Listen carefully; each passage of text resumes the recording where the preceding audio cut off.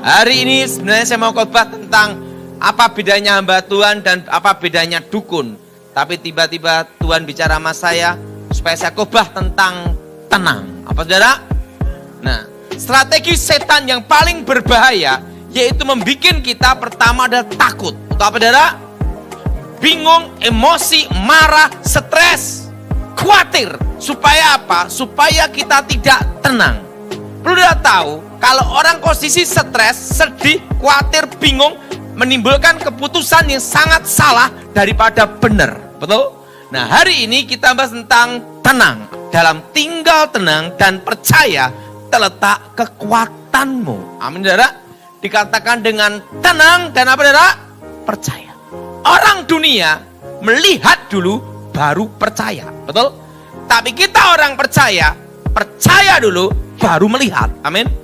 Nah, sudah tahu bahwa strategi setan yang utama yaitu bikin kita tidak tenang, supaya kita tidak melihat kemuliaan Tuhan, supaya kita tidak melihat mujizat Tuhan, supaya kita tidak mendengar suara Tuhan dan tidak berpikir jernih. Kenapa saya berkata demikian?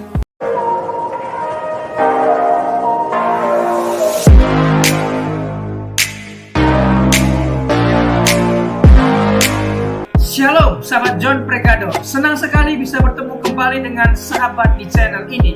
Terima kasih sahabat sudah setia mengikuti channel ini sampai hari ini. Saya berdoa kepada Tuhan, kiranya Tuhanlah yang membalas dan memberkati kita semua.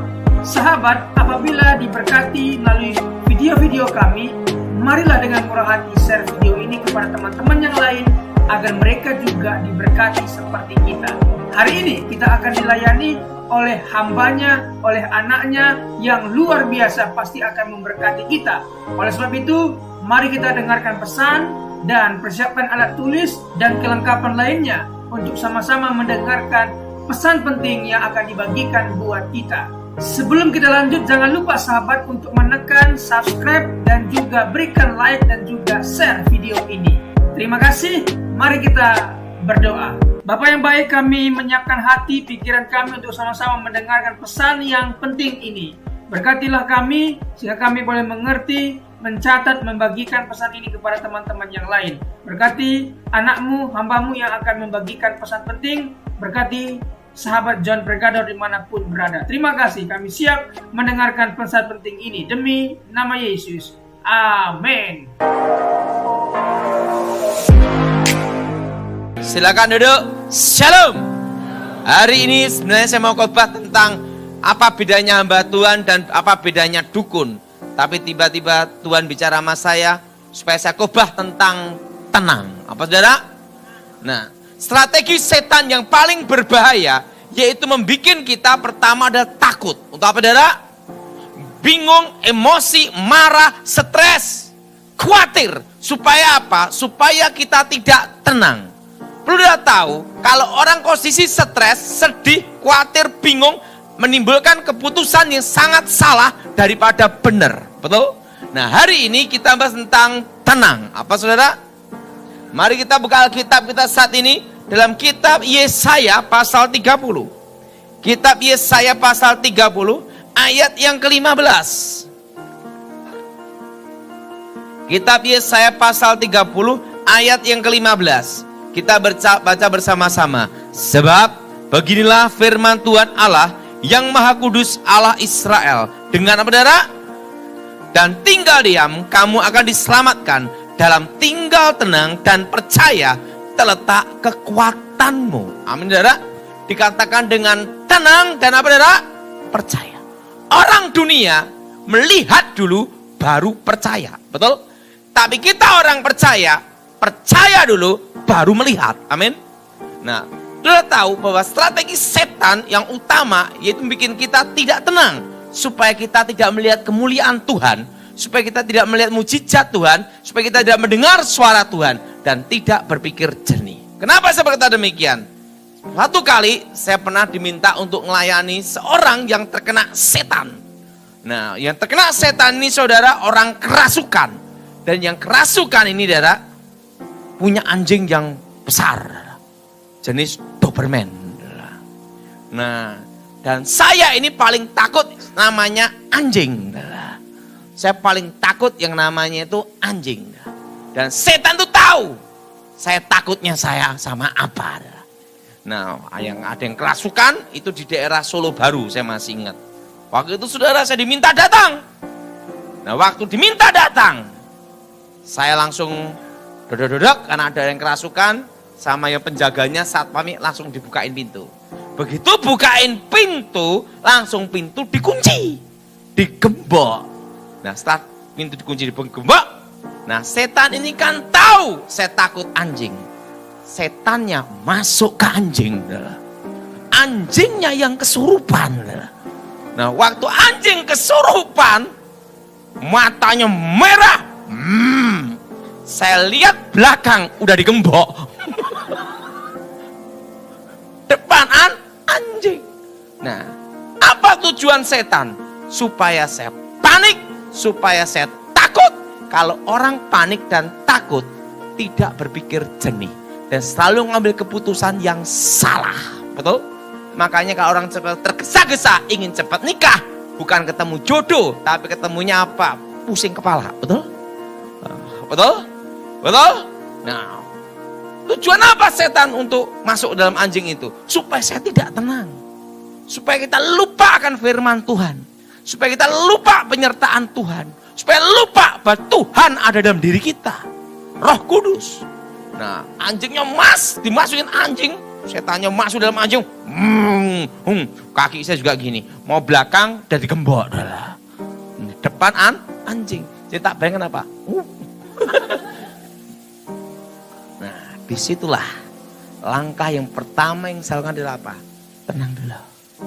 Makanya saudara, jangan mengambil keputusan dalam posisi tergesa-gesa. Jangan mengambil keputusan karena emosi.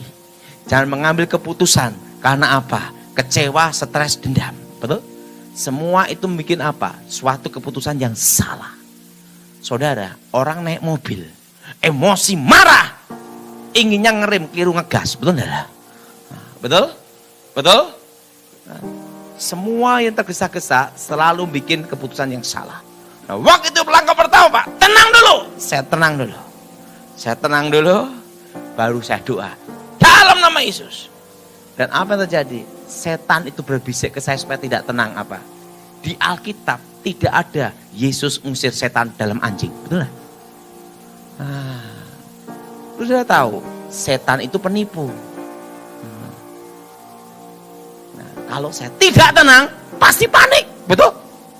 Nah, apa yang dilakukan? Tenang dulu. Langsung saya berpikir sini. Kuasa Tuhan tidak terbatas. Bukan hanya pada manusia, binatang pun Tuhan berkuasa. Langsung baru saya doa. Dan baru tenang saya doa. Dalam nama Yesus, kami ikat, kami patahkan, hancur, keluar. Langsung anjingnya kuing itu loh. Langsung kerasukan. Jadi situlah saya baru melihat anjing kerasukan. Saya lihat anjing kerasukan. Wah, kuing matanya, wah gini lah. Di mulutnya dibuntak, wah gomblong, plak, sak anjingnya pingsan. Saya doa dalam nama Yesus. Anjingnya sadar, jilat-jilat di kaki saya, lemas saya. Di situ saya baru tahu strategi setan yang sangat berbahaya, yaitu membuat kita tidak tenang. Karena pada waktu orang tidak tenang, selalu berpikiran keputusan selalu banyak yang salah daripada benar. Makanya saudara, setiap kali mengambil keputusan, engkau tenang dulu. Amin. Jangan tergesa-gesa. Nah, dengan tenang dan diam dan percaya, itulah letak kekuatan. Saya pernah saudara, saya masih ingat ada suatu kali ada orang kerasukan. Karena pada waktu orang kerasukan ini bawa celurit. Tahu celurit? Oh, gini-gini. Nah, pendeta yang ngelayanin langsung gini. Iman si iman, tapi celurit. Wah, ingat, strategi setan membuat apa? Takut dulu. Membuat apa? Panik. Membuat apa? Stres. Membuat apa? Khawatir. Membuat apa? supaya kita emosi. Orang kalau emosi, doa pun bisa salah. Apa yang engkau tabur, itu yang engkau tuai. Betul? Nah, waktu itu langsung dia gini, wah gitu. Wah, begitu dia pakai seluret gini. Pendetanya lari dah. Langsung saya suruh maju. Lihat, karena udah pengalaman dengan anjing itu. Strategi setan supaya kita apa? Supaya kita panik, takut, bingung, khawatir. Saya tenang. Dalam nama Yesus, kami ikat. Turutnya diam gini. Patahkan, hancur, keluar. Setannya keluar. Langsung sadar. Di situ saya baru mengerti. Strategi setan yang paling berbahaya. Pada waktu orang itu apa? Dibuat takut, khawatir, jenuh, bosan. Betul? Supaya apa? Tidak tenang. Doa.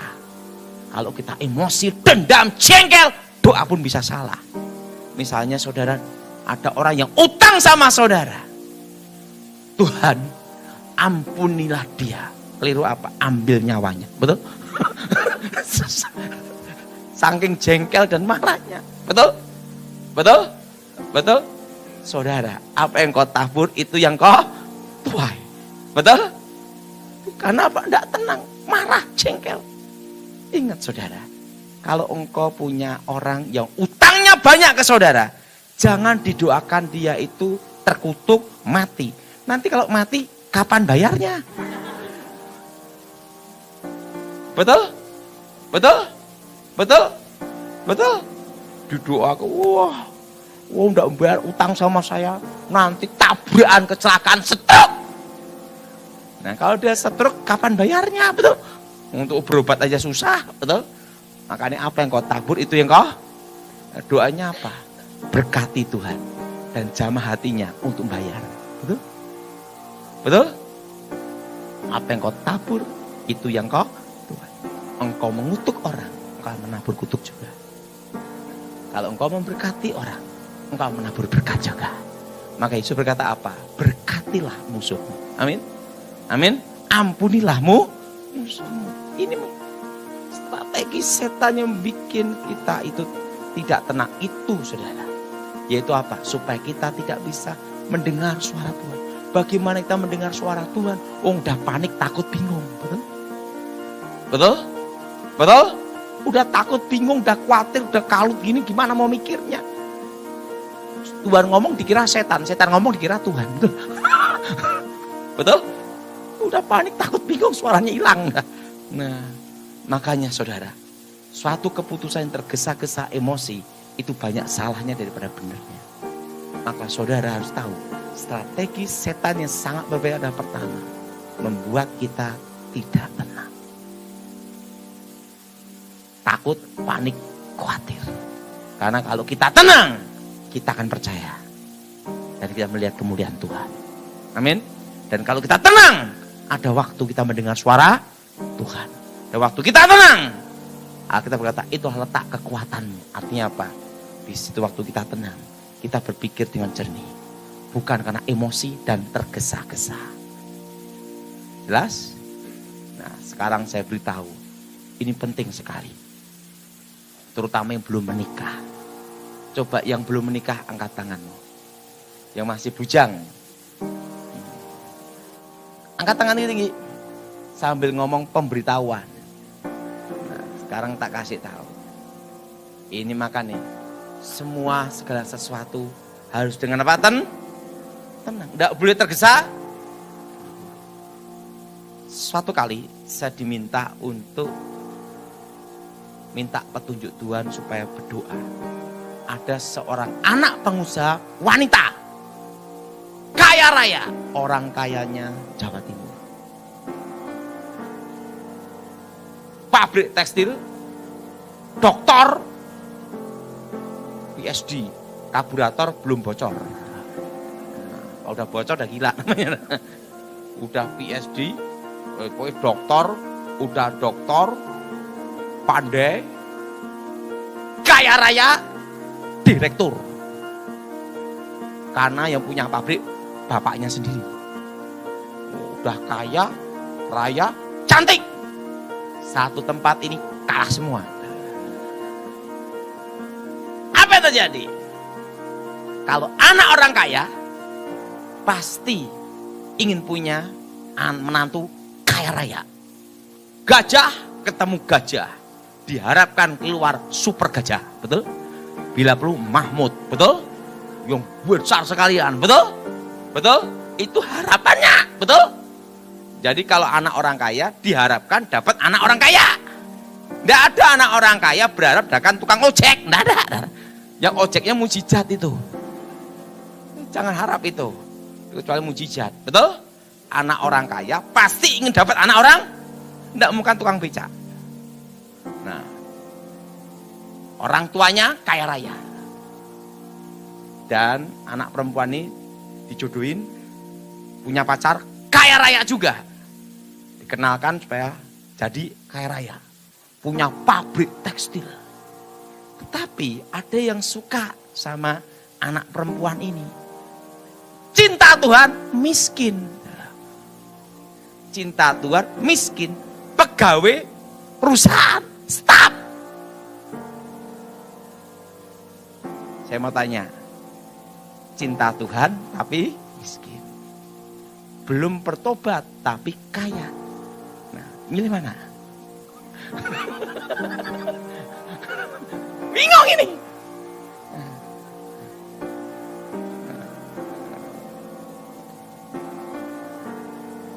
Coba pikir ya. Yang mana yang laki-laki belum ini nih. Coba. Cantik, jahat. Tapi yang kedua, wajah hancur, hati baik.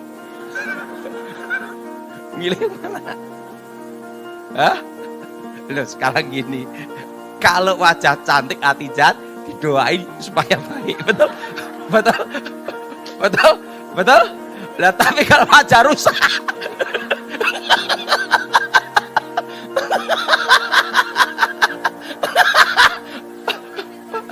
betul?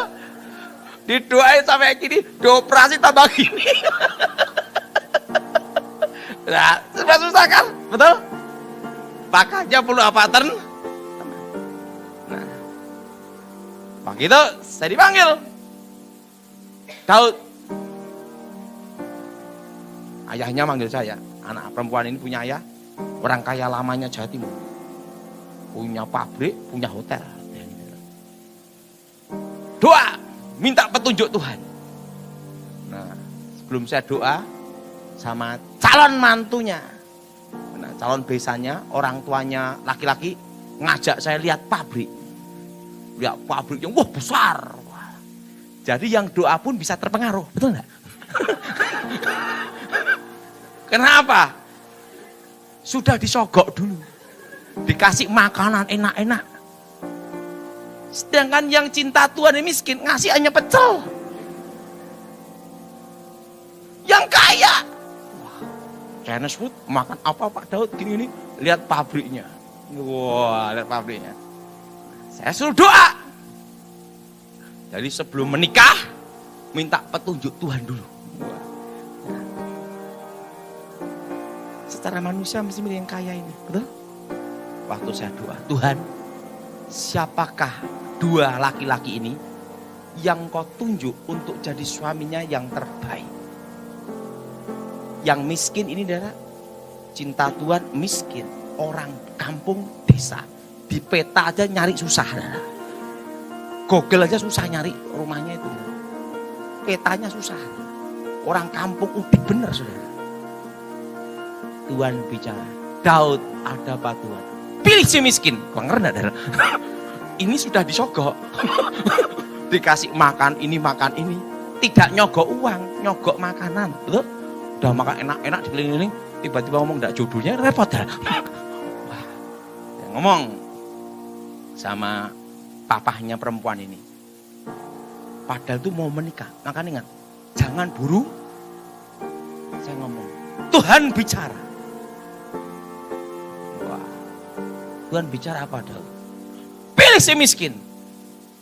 Papa ngomong, enggak keliru. Jangan-jangan tuh kamu dengernya salah. Suruh doa lagi. Coba doa lagi. Saya doa lagi. Sampai 2 kali suruh doa.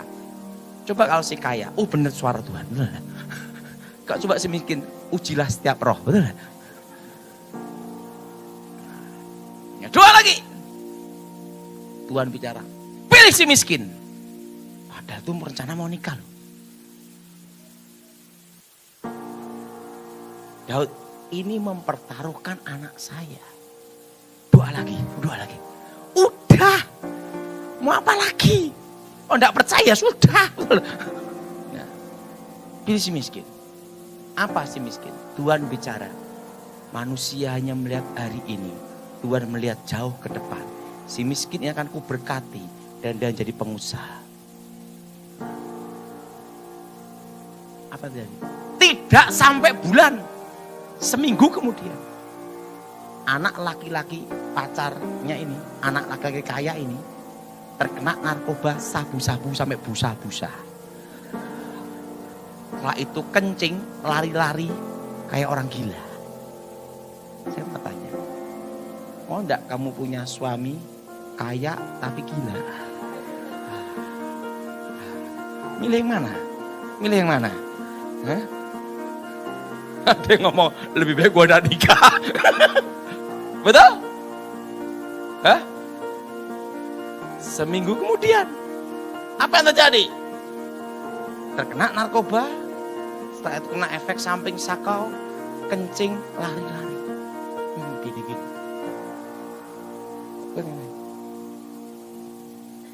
Begitu lihat itu, ayah dari anak perempuan ini panggil Daud.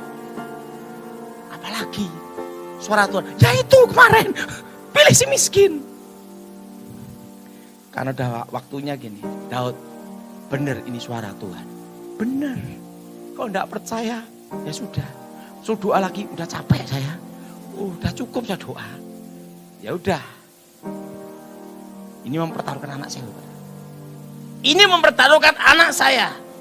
Karena saya punya anak hanya 2, perempuan. Ya udah, nikah.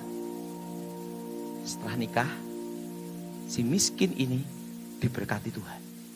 Jadi pengusaha lebih hebat daripada istrinya.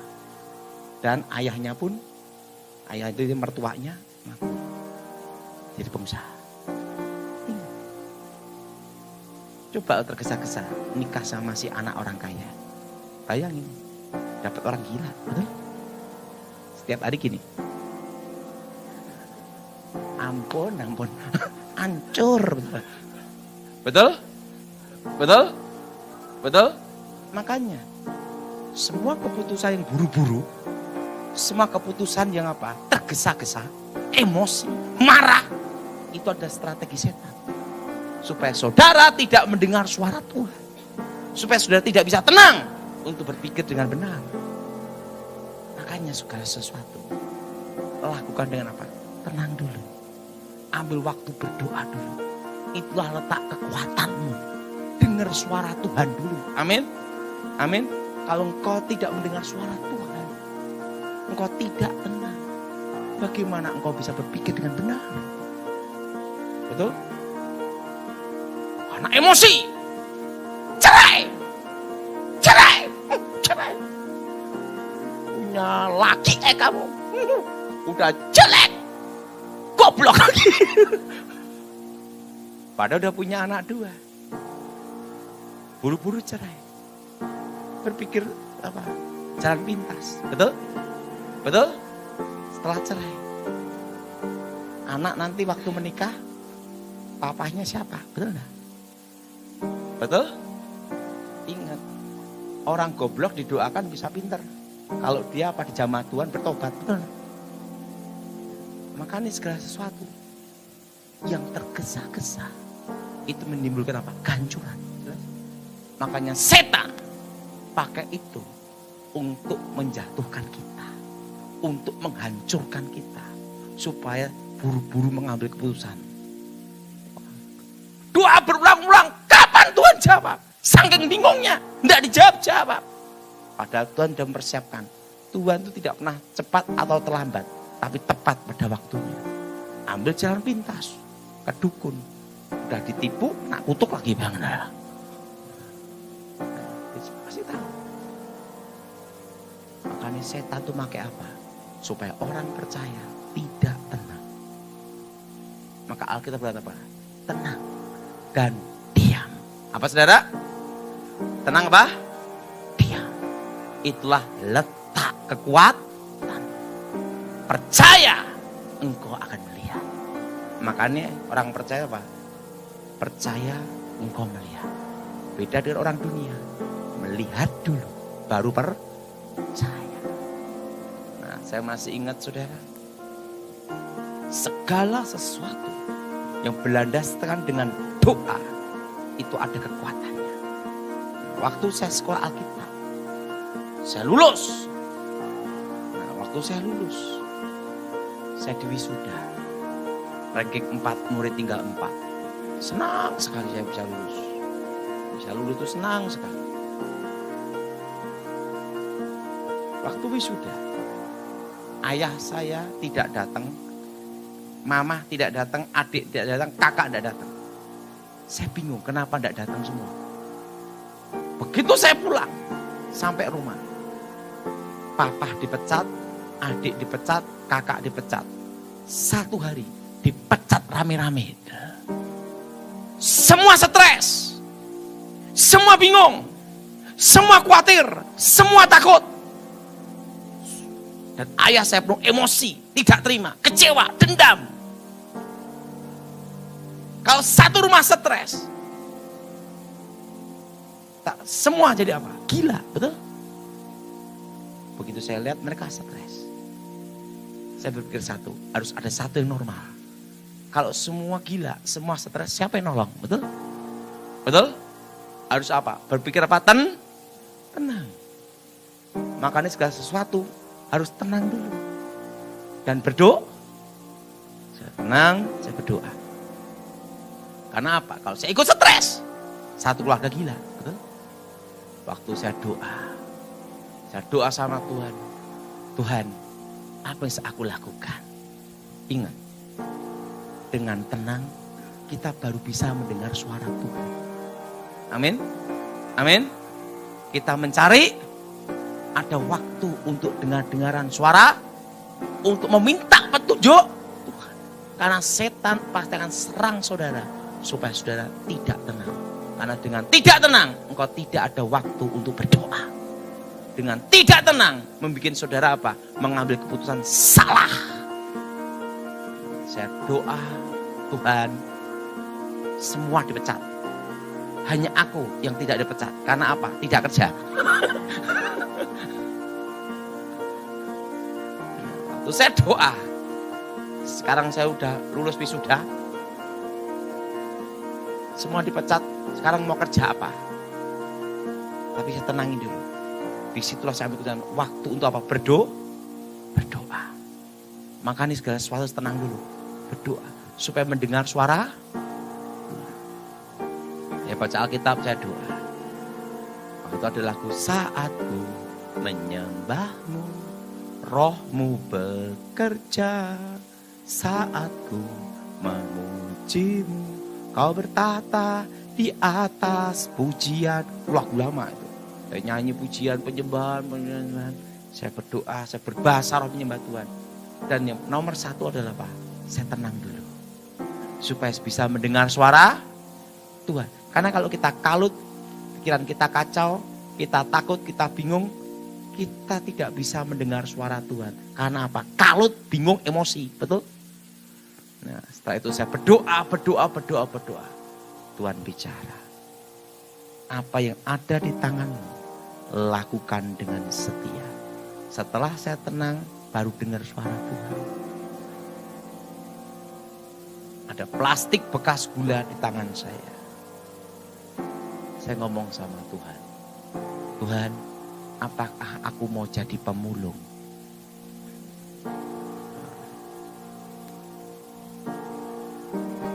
Tuhan bicara.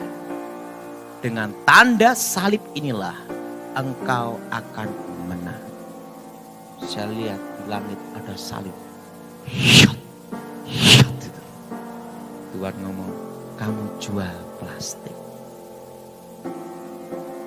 Ingat saudara, sekitar kita bisa dipakai setan untuk supaya kita tidak tenang, bingung, khawatir, takut, emosi. Ingat, Yudas dekat dengan Yesus itu pun berkhianat, betul? Betul? Kadang sekitar kita bisa mengkhianati kita. Betul? Kadang sekitar kita, kadang saudara, justru menjerumuskan kita. Kadang orang yang dekat dengan kita belum tentu mendukung kita. Betul? Betul? Betul? Makanya kita perlu apa? Untuk minta petunjuk. Saya ngomong sama mama saya, Mah, aku mau jual plastik, kerja plastik. Nah, mama saya ngomong apa? Bukan ngomong, haleluya Tuhan berkati. Bukan. Daud, kamu sekolah di kelas pun paling goblok. Bayangin ya? Berarti kan tidak dukung kan? Makanya orang terdekat dengan kita belum tentu dukung kita. Betul? Betul? Makanya saya kasih tahu. Engkau harus tenang dulu. Betul? Untuk mendengar suara dan melakukannya. Mah, aku perlu modal. Daud, kamu aja sekolah lulus dipaksa supaya lulus. Supaya gurunya tidak mau ketemu kamu lagi. Dan di antara anak mama, kamu yang paling goblok. Nah, ya, saya kasih tahu. Orang sekitar kita belum tentu mendukung kita. Bahkan bisa dipakai setan supaya membuat kita khawatir, takut, dan bingung. Betul? Supaya kita tidak mendengar suara Tuhan. Saya ngomong, saya mau jual plastik mama. Daud. Nanti kalau dimodali apa ya habis, kamu itu kan goblok. Ini ada uang 100.000 rupiah. Kalau berhasil, memang Tuhan menyertai kamu. Kalau gagal, inilah modal terakhir. Bayangin, kasih 100.000. Makanya saya kasih tahu, orang sekitar kita belum tentu mendukung kita. Bahkan bisa dipakai setan supaya kita tidak tenang untuk mendengar suara Tuhan, untuk melakukan firman Tuhan. Mah, beri aku kesempatan. Ya udah, nih tak kasih 100.000.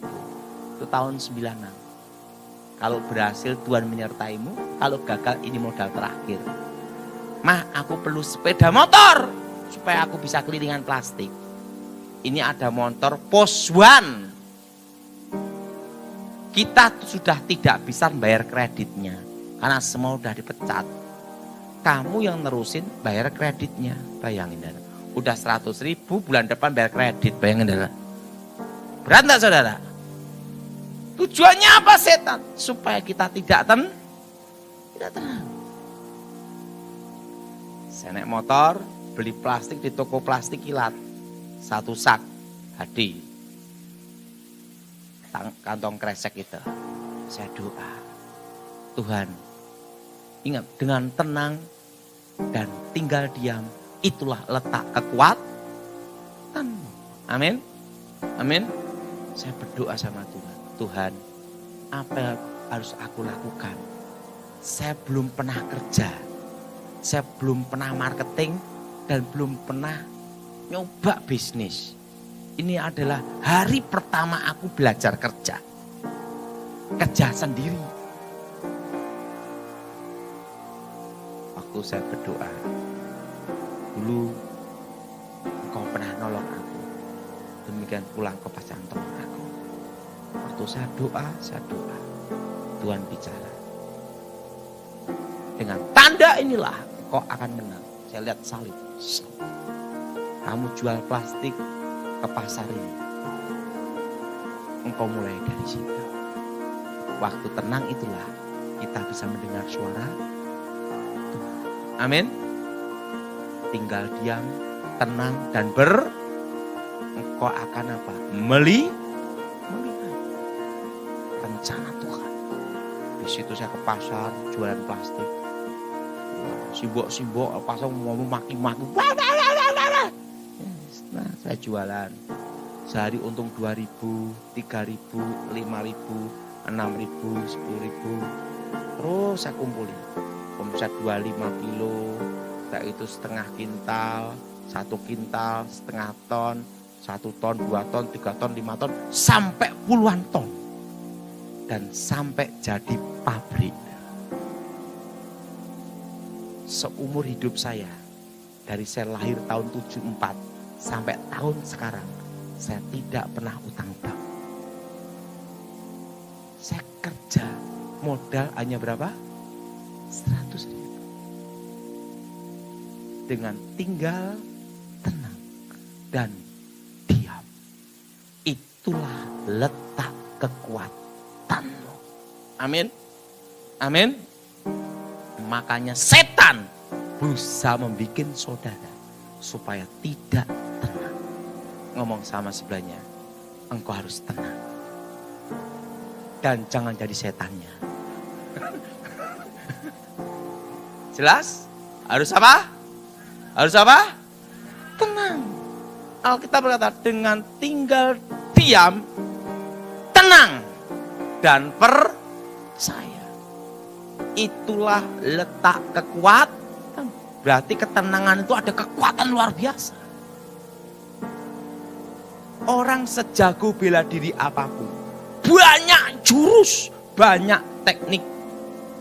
Kalau dia emosi, takut, bingung, khawatir, semua jurusnya lupa. Betul? Dan keluar jurus terakhir, lari. Betul? Betul? Buat sejago apapun. Begitu dia tidak tenang, semua teknik hilang semua. Betul? Makanya Alkitab berkata apa? Engkau harus tenang. Duduk diam. Tinggal tenang. Itulah letak kekuatanmu. Amin. Amin. Ada lagi saudara, ini pengalaman saya. Sebelum kita tanya jawab. Saya pernah doakan. Ada orang bukan Kristen. Ibu ini agamanya Pancasila, semua ikut. Dan dia punya anak laki-laki itu fanatik, radikal. Udah fanatik, radikal. Ibu ini saya injili percaya Yesus. Mau dibaptis. Anak laki-laki marah ngamuk. Akhirnya tidak jadi dibaptis. Dan ibu ini punya jimat banyak sekali. Saya ngomong, ada jimatnya yang bentuk model kayak kujang. Itu seharga 2,5 on emas. Waktu itu saya ngomong sama ibu ini, ibu percaya Yesus tidak bisa pegang jimat, harus dimusnahkan jimatnya. Waktu saya membakar jimatnya, anaknya laki-laki marah-marah. Ingat, ini nanti kalau ibu saya membakar jimat itu, pusaka keramat itu, terjadi sesuatu dengan ibu saya, kamu yang tanggung jawab. Saya ngomong, saya tanggung jawab. Ini pusaka keramat ada sesuatu gini-gini, nanti ibu saya gimana? Saya ngomong, saya yang tanggung jawab. Bakar jimatnya. Saya doain dalam nama Yesus. Besoknya ibu mati.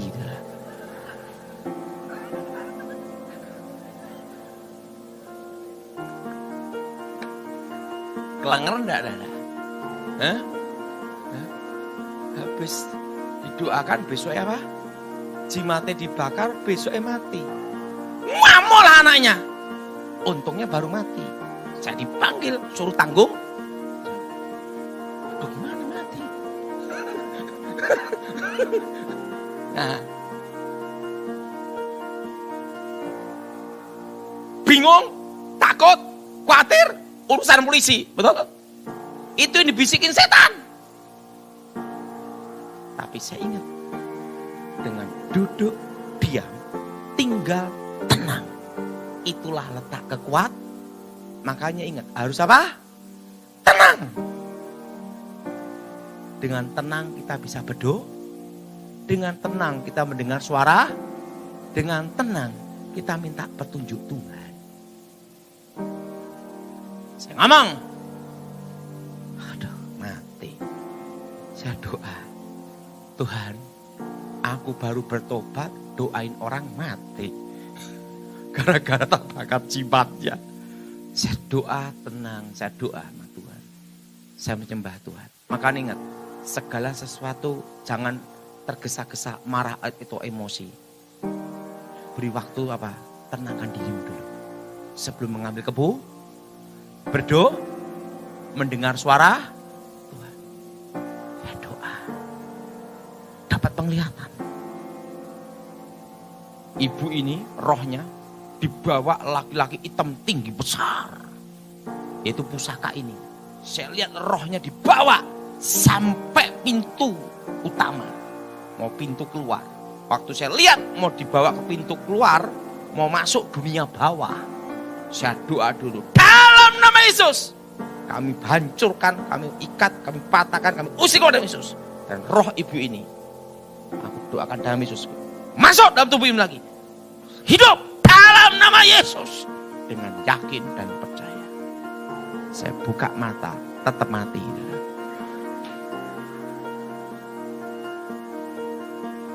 Mati. Dan anak laki-lakinya udah gini-gini dah. Bayangin.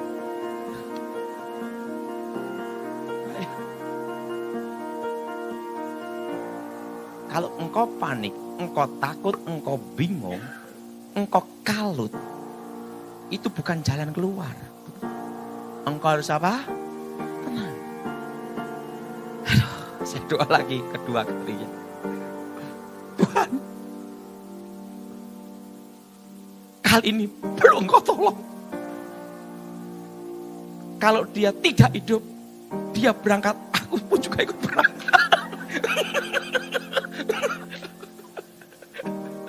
Jadi berangkat rame-rame. Betul? Anaknya radikal ngamuk-ngamuk udah gini-gini. Udah ngamuk.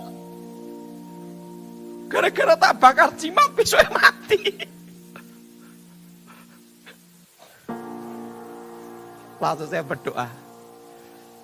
Tapi kehendakmu yang jadi. Di dalam nama Yesus. Aku mohon kekuatan Tuhan bekerja. Kekuatan Yahweh bekerja. Kuasa Yesus bekerja. Curahkan hujan keselamatan, pertobatan, hujan kuasamu. Di dalam nama Yesus, kuasa Tuhan bekerja. Hidup! Saya buka mata. Nunggu. Tiba-tiba ibu ini, batu, wah hidup! Itu tahu tidak saudara? Habis doa itu, langsung kerokan masuk angin saya. Ibu ini percaya Yesus. Begitu dia hidup, dia cerita. Aku dibawa laki-laki hitam tinggi besar. Tapi ada suatu cahaya terang yang membawa saya keluar dari tempat mau dunia bawah itu. Saya masuk dalam tubuh saya lagi. Dia cerita sama anaknya. Aku tetap mau percaya Yesus. Anaknya ngomong, oh.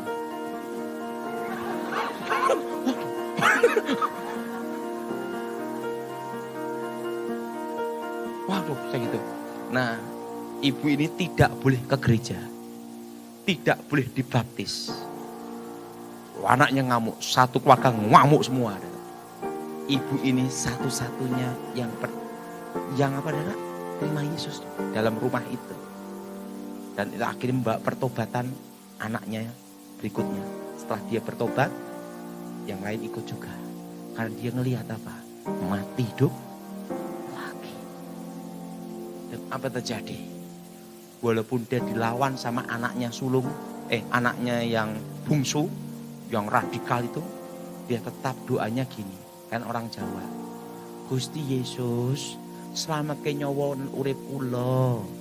Jadi kalau doanya Gusti Yesus, selamatkan nyawa kula gitu. Dan apa yang terjadi? Ibu ini sampai umur 80 lebih. Tanpa sakit, dia itu baru berkaca gini, dipanggil Tuhan. Jadi meninggalnya posisi tersenyum gini. Jadi meninggalnya itu bukan kayak pocong. Jadi waktu mau meninggal, sebelum meninggal, dia itu berias berkaca gini. Waktu berkaca gini dia dipanggil Tuhan. Jadi meninggalnya itu di depan kaca sambil tersenyum gini. Umur 80 lebih, tanpa sakit. Dan umur 80 ini adalah dia masih naik bis, jalan kemana-mana, nengok anak cucu.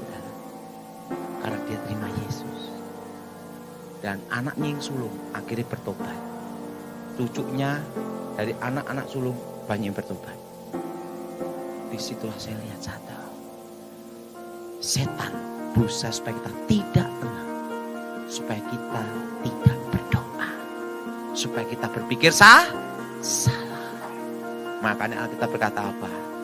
Dengan tinggal tenang dan diam. Itulah letak kekuatan. Artinya apa? Dengan tinggal tenang kita bisa melihat kemuliaan Tuhan. Dengan tinggal tenang kita bisa mendengar suara. Dan dengan tinggal tenang pula, ingat saudara, di situ kita percaya dan kita melihat.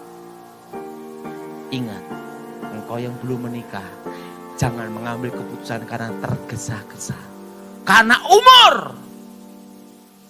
Ingat, cepat nikah. Engkau harus berdoa dulu. Amin.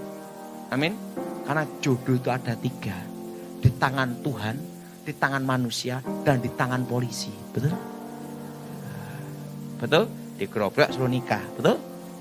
Nah, oke. Siapa yang mau tanya? Silahkan.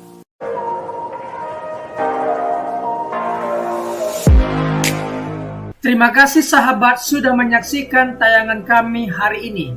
Saya percaya kita pasti diberkati. Apabila kita diberkati dengan tayangan hari ini, marilah kita dengan murah hati share video ini kepada teman-teman kita yang lain agar mereka juga diberkati. Firman Tuhan mengatakan diberkati untuk memberkati sehingga nama Tuhan dipermuliakan dan namanya diagungkan. Sahabat, banyak sekali pelajaran yang kita bisa ambil dari tayangan hari ini. Marilah catat poin-poin yang telah disampaikan, kita simpan dalam hati dan kita aplikasikan dalam kehidupan sehari-hari. Setiap kita pasti akan bertemu di yang namanya masalah. Kita tidak perlu undang masalah, tetapi dia sendiri akan menghampiri kita dengan maksud menguji iman kita, apakah kita tahan uji dan tetap mengandalkan Tuhan atau tidak. Tetapi apabila kita menang atas masalah itu, maka kita juga akan mendapat pujian dari Sang Pencipta. Karena kita tahan uji dan terus mengandalkan Tuhan, tidak hanya dapat pujian, dapat mahkota juga. Mahkota abadi karena kita setia dan tetap kuat dalam Tuhan.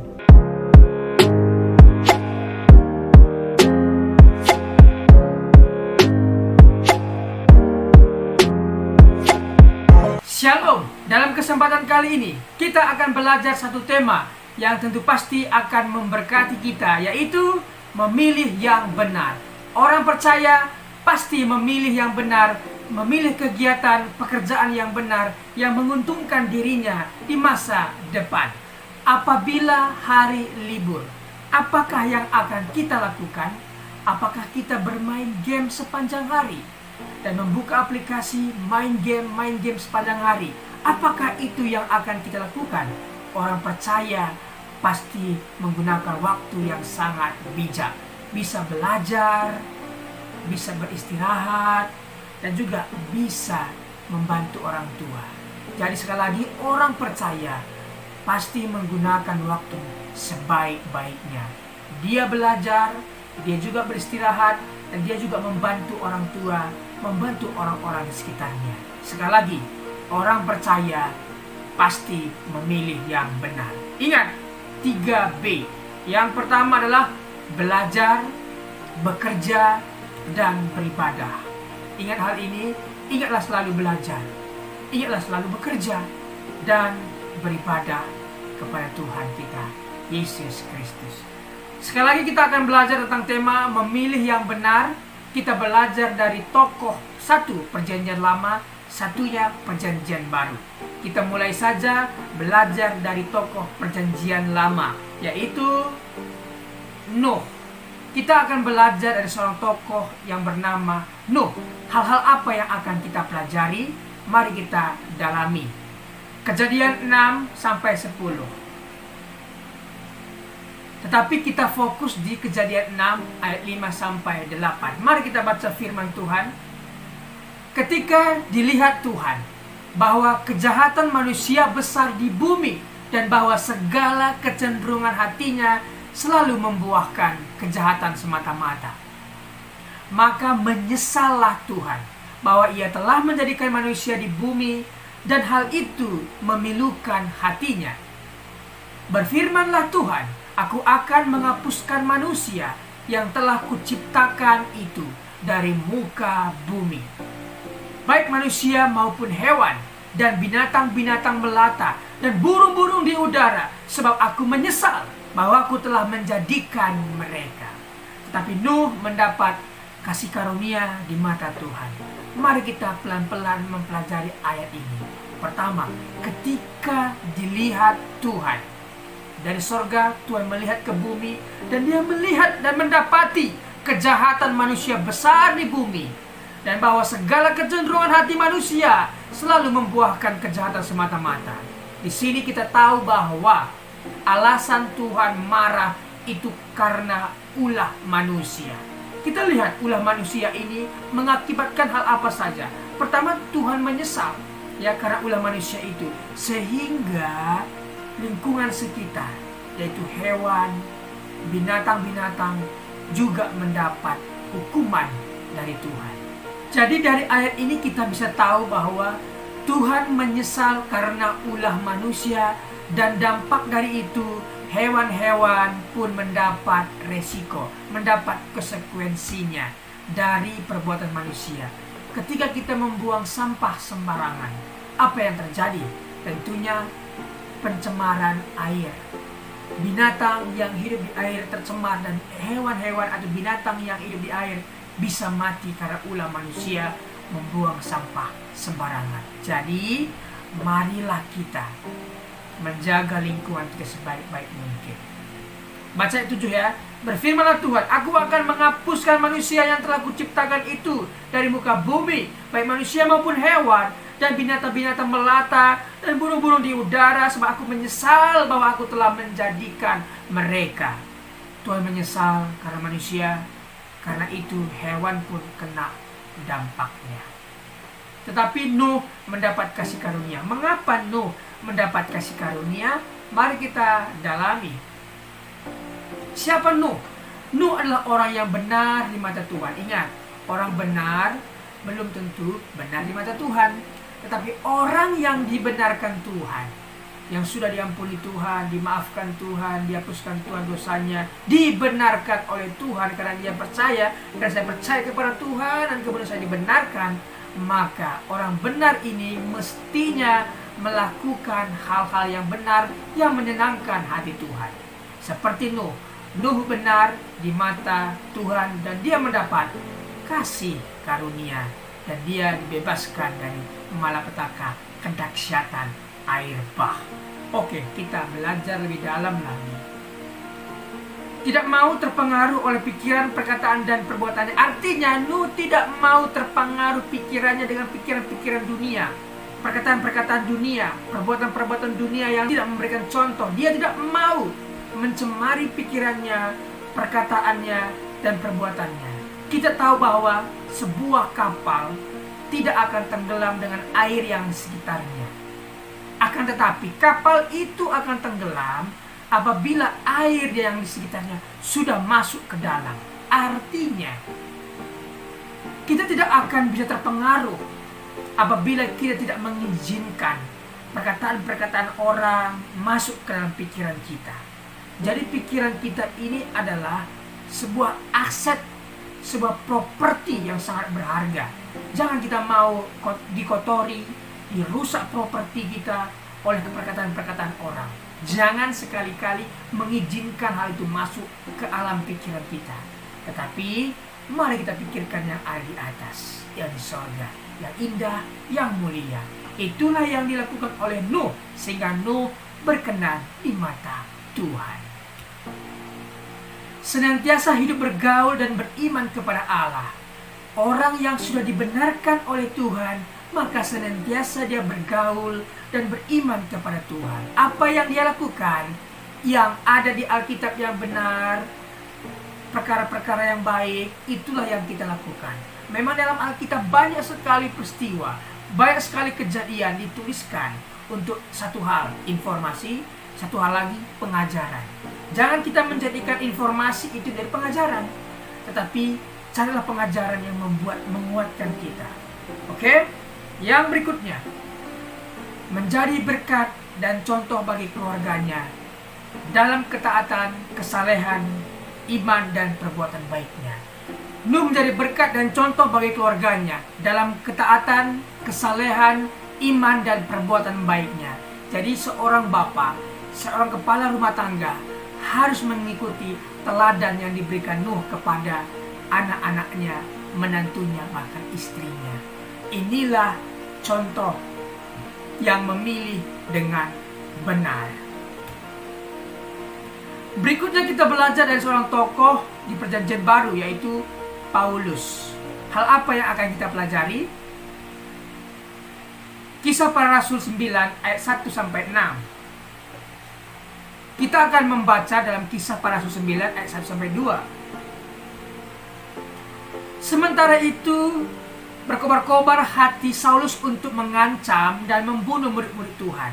Ia menghadap imam besar dan meminta surat kuasa daripadanya untuk dibawa kepada majelis-majelis Yahudi di Damsyik, supaya jika ia menemukan laki-laki atau perempuan yang mengikuti jalan Tuhan, ia menangkap mereka dan membawa mereka ke Yerusalem. Siapa Paulus? Paulus memiliki doktrin yang begitu keras. Ajarannya menyakiti orang lain adalah salah. Tapi Paulus merasa benar. Ketika dia menyakiti orang lain, ketika dia menangkap pengikut Tuhan dan menjebloskan ke penjara, menganiaya, dia merasa benar akan hal itu. Tetapi sekali lagi, ajaran yang menyakiti orang lain adalah salah. Tuhan tidak pernah mengajarkan, bahkan agama-agama di dunia tidak pernah mengajarkan menyakiti orang lain adalah benar. Tidak, tetapi menyakiti orang lain adalah ajaran yang salah. Orang yang bertemu dengan kebenaran, Yesus, pasti melakukan dan memilih yang benar. Kita lihat, Saulus yang begitu bengis, begitu keras, begitu kejam, ketika bertemu dengan Tuhan Yesus, dia menjadi lunak, dia menjadi bertobat, dan dia menjadi orang yang memilih yang benar. Sekali lagi, orang yang telah bertemu dengan Tuhan Yesus pasti berubah. Jadi sahabat, apabila sahabat punya nenek, kakek, bapak, ibu, apapun itu, bawa mereka dalam doamu, doakan mereka. Ketika mereka bertemu dengan Tuhan, maka mereka akan berubah.